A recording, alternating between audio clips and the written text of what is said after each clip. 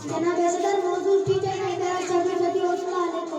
जेरस्टन ने थी गाड़ा होया जेरस्टन ने थी गाड़ा होया इस सिंध बिरोस जवानन जिया जिन जंगल में पे जाने जिन जंगल में पे जाने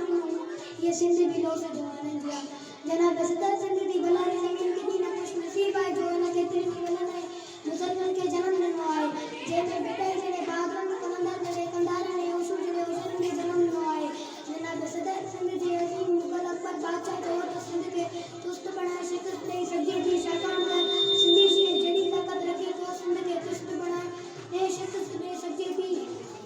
जनाब सदर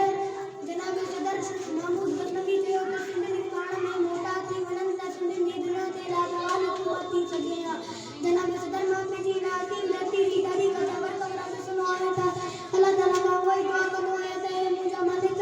तू मुझे जिंदगी सदाई जियाना आबाद कर पर अफसोस का जरे ते सिंध के मकार में जुर्मन सुनो आया था मुझे ईद में रत जा घोड़ा मिल गया जनाब सदर बदला माही शेर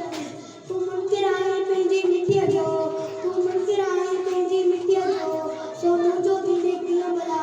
मैं जाना तो तू इन नगरी के बर्बाद बनाने चाहिए तो मु कौन दुआ गांधी जो जे तो के या गजार सो एक बार और शोधा मरते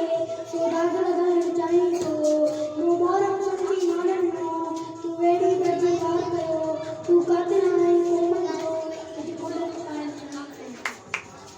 जनाब सदर संग टोपी इधर काटे भी आया कर अफसोस तोता कोने बिछड़ी गई है असा के तेरी जका पर टोपी इधर काटे भी आया करके मुसाफिर के मानी करने शुरू हुई है यार जे जिंदा और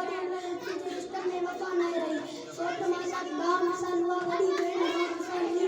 ये सिस्टम में वफा नहीं रही जनाब सदर मासा की बेहतरीन जो इकताम ने शेर जाता है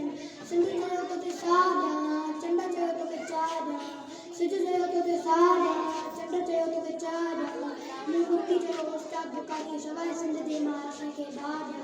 सवाए सिंध दे माशे के बाद जी तो शेर वाली पर आखिर आ रहा